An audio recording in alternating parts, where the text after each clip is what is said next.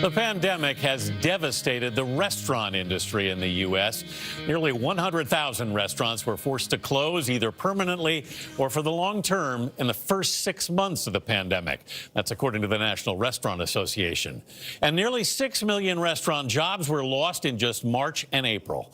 Nikki Battiste shows us how one family-run restaurant in New York City was rescued from the brink by kindness and community support. Here in downtown New York City stands the Gee Whiz Diner. Almost 30 years ago, Peter Panayiotou created this cornerstone of the community. The restaurant survived Hurricane Sandy and 9/11, but shortly after the pandemic shut down dining in the city, 65-year-old Peter became a victim of COVID-19. After his passing, I was just in a rut, in a sense, just stayed at home, just didn't do anything. Well, the only thing I was thinking about was maybe I should sell the place, cut loss, move forward. But when he came to check on the diner 2 months after his father's passing, what he found completely changed his mind. When I came here and I saw the whole front door decorated with just cards, they were just writing their condolences, how much they missed my dad. And it was just like,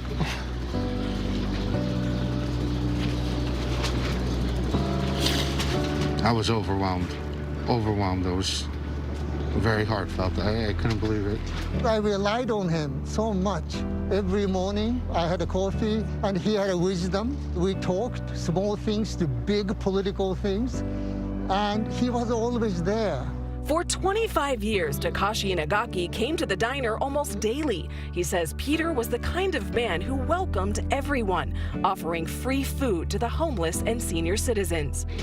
So many people just will come and say how much they miss him, share stories with me that even I didn't know about, that how he'll do one act just to help someone, because that was the person he was.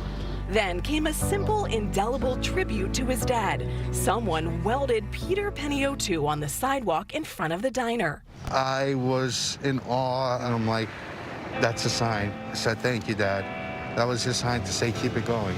And you have no idea who did this? No, still don't.